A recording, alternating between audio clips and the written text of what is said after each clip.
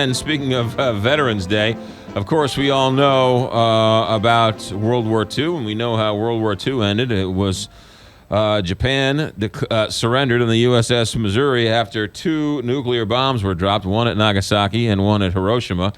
And then on the deck of the USS Missouri, that's where they surrendered. Well, where did the nuclear waste from those bombs end up? Right here in St. Louis, and we're still dealing with it today. Our guest, Anthony West, is a movie maker. Anthony, welcome back to Big 550 KTRS. Thanks for having me, McGraw. Appreciate you. You were here a couple months ago, right? I was here talking about the St. Louis Filmmakers Showcase in July, and our film was in there. Which was a film festival put on by the St. Louis Film Festival for St. Louis filmmakers. Yeah. Your movie won that competition. Yes, it won for best documentary over 30 and for best director. And so, therefore, you're now into the International St. Louis Film Festival. Yes. Your movie is called Safe Side of the Fence deals with that nuclear waste.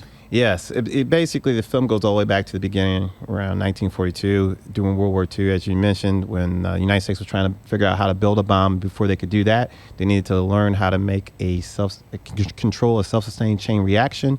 And in order to do that, they needed a lot of refined uranium, tons and tons of it. And Mallinckrodt here in St. Louis stepped up to process that uranium and sent that material up to Chicago. Who was Edward Mallinckrodt?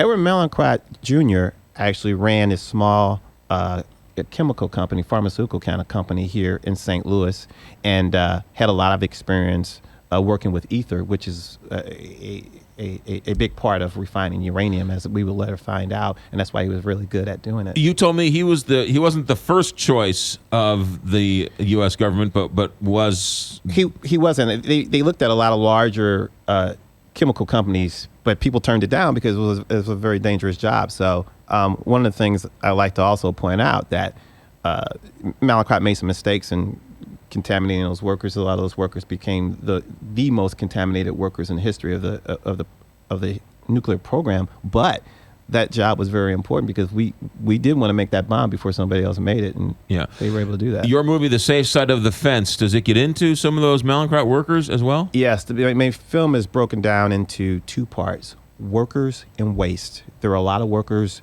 not just here in St. Louis, during the Cold War and the Manhattan Project, that were contaminated, but there was a compensation program set up, energy employees compensation program set up for workers like this, and that program has paid out $185 million to the state of Missouri, but in a state like Kentucky, it's paid out $700 million, and in Washington, it's paid out $1 billion, and just Hanford alone. So it's not just a St. Louis. Look at St. Louis, they were messing up with their workers. This is a huge problem throughout the country, and we kind of touch on the film also a woman by the name of Denise Brock, who works to try to expand this program, this compensation program, to make it easier for workers. And her story alone could have been a documentary. Why was the payouts much more in these other states? Did they have more workers, or was it just a happenstance? A lot more workers. I mean, if you look at Oak Ridge, Tennessee, what they call the first secret city, that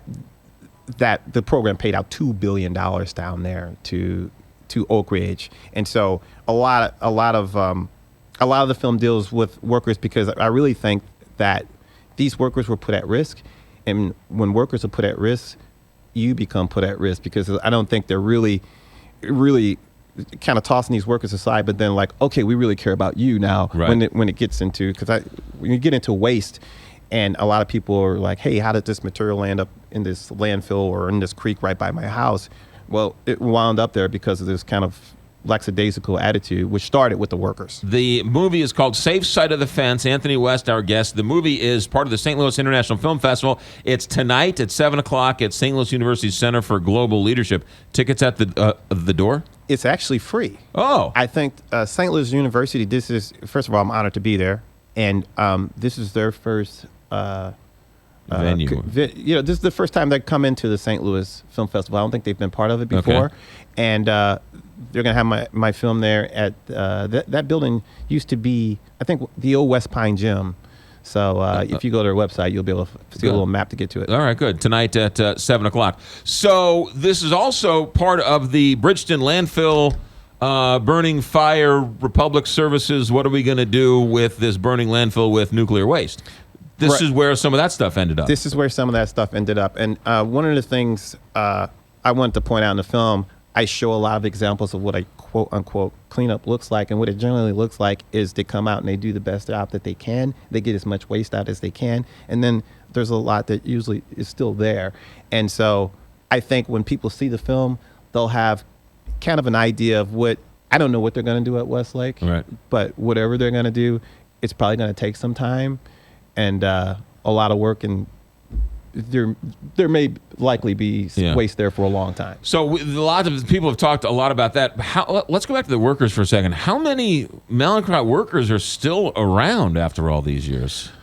Unfortunately, not too many workers are still around. But one of the things that I do in this film is I compare workers from the 1940s to workers today. There's a lot of plants are still around that were around during the Cold War, and people are working in these facilities, and these facilities are contaminated. And somebody could be 30 years old and come into a facility and not know anything about the Cold War or what was done in that. And you'll see. So these people are. So we still haven't solved the problem of working with this very dangerous material. Not at all. I mean, I can that I was kind of surprised about that. We haven't solved the problem on either end, from how to deal with these contaminated materials. Whereas back in the day, you just went out into the woods, just threw stuff down in a quarry. We don't do that anymore. But maybe we just leave stuff on the property of a plant for a long time, and it disintegrates into the ground that way. And as far as workers, I think there was this. Obviously there was this haste toward, hey, we're at war right now, all hands on deck. We need to win no matter what. Right. And people were a little less safe. Now it's more about profits. Did they know at the time how dangerous this material was? I think that a rank and file person just coming in there probably didn't know. But if you look at, let's say, Marie Curie, who was a chemist who won the Nobel Prize, she won it twice. She was the first woman to win it, and she was the first man or woman to win it twice. She invented the radioisotope or discovered it or something. She discovered radium, and she coined the phrase radioactivity.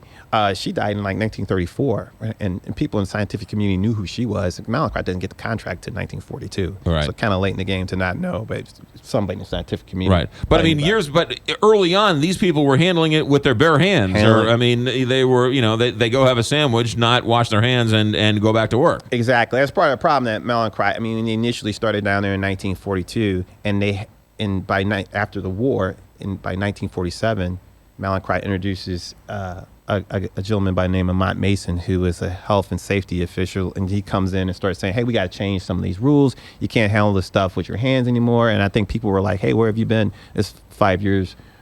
I've been working with this material for 5 years, and now you're showing up changing the rules. Right. I've been doing this for 5 years. I'm fine. Leave me alone. I don't want to wear these gloves.